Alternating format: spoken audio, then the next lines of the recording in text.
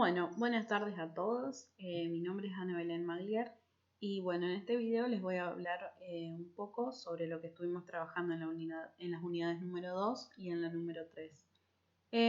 Empezamos diciendo que la escuela tradicional toma la idea de Comenius, quien plantea su contraposición en cuanto a los colegios internados jesuitas y también propone en su didáctica magna la universalización de la enseñanza, es decir, el método de enseñar todo a todos.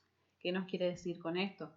Que el maestro podía enseñar el mismo tema en el aula, así sean 20 o 40 alumnos.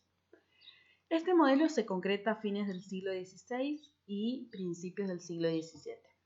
Esta escuela tradicional tenía ciertas características, como por ejemplo el maestrocentrismo, que quiere decir que el maestro era el actor fundamental para que la educación tenga éxito. Después también podemos encontrar el paidocentrismo, que quiere decir que lo que el alumno iba a aprender y los métodos que se iban a utilizar estaban en todas las escuelas. Hoy en día tenemos un aprendizaje dinámico porque se aprende en cualquier lado, podemos decir. Una característica del verbalismo y la pasividad, es decir, que se enseñaba al alumno con el mismo método. O sea, que el alumno llegaba a hacer lo mismo todos los días. Otra característica de esta escuela tradicional es que había un método memorístico, es decir, estudiar las cosas de memoria era algo que se tenía que hacer. Algo más era el mantener el orden del aula. Estas ideas comenianas dan forma a lo que conocemos como escuela. Y Comenius nos decía que el infante era un ser incompleto que no sabe y había que completarlo por medio del proceso de la educación.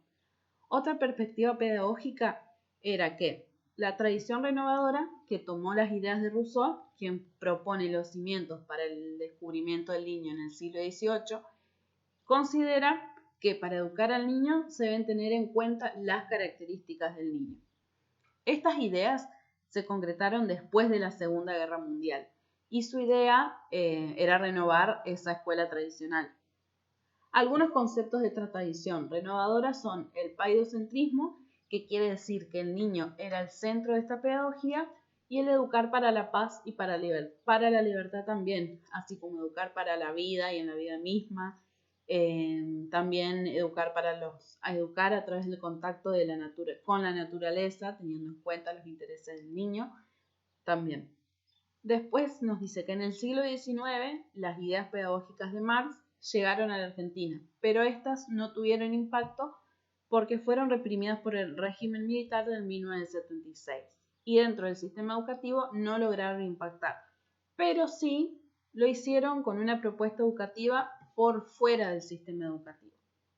Todo lo que tiene que ver con la educación popular, la educación de adultos, los circuitos culturales, lo que conocemos como educación no formal, tiene raíces marxistas. Y según Marx, el sistema educativo solo favorecía a las clases altas y propone una educación integral, donde se buscaba que el individuo fuese completo en todo sentido. También criticaba el capitalismo y proponía un tipo de socialismo. Después pasamos a hablar sobre algunos pedagogos que trabajamos, que fueron 8. Bueno, empezamos por Gabriela Mistral. Bueno, ella luchaba por conseguir la educación pública y obligatoria para su país y también la igualdad de derechos para las mujeres. También luchó contra el sistema educativo de su época, el cual era bastante estricto. Y un dato muy importante que pudimos rescatar es que ella era amante de la educación rural. Después tenemos a José Vasconelo, que bueno, él tuvo el desafío de modernizar un país con altos niveles de alfabetismo.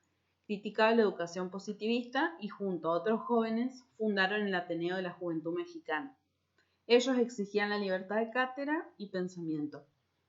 Después seguimos con José Carlos Mariátegui, que es quien dio paso a la reforma universitaria y mostraba fiel apoyo a las luchas obreras y estudiantiles. También fundó agrupaciones estudiantiles y tuvo un papel fundamental en la educación y en lo social. Seguimos con José Martí, que es quien luchó por el derecho a la educación de niños y adultos y desarrolló ideas en cuanto a la educación campesina. Él sostenía que la educación tiene que ser una institución que se aleje de la ciudad porque la verdadera integración entre ciencia y naturaleza se tenía que dar en contextos rurales. Después tenemos a Gesualdo Sosa, que su pedagogía estaba centrada en el interés del niño. Consideró la expresión creativa como un pilar fundamental en el desarrollo de la educación. Hizo una experiencia de escuela nueva y nuevos métodos y desarrolló la expresión creadora de los niños.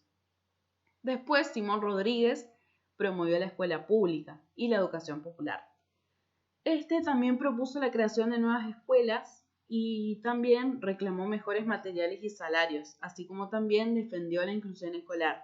Su escuela nunca fue nombre de escuela y en ella eran todos iguales. También propuso utilizar el dinero en crear nuevas escuelas, así como también fundó una escuela en Francia, que en ella la enseñanza está destinada a la población pobre e indígena.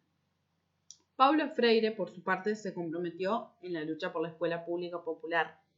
Él fue quien sacudió los soportes principales del modelo educativo moderno latinoamericano.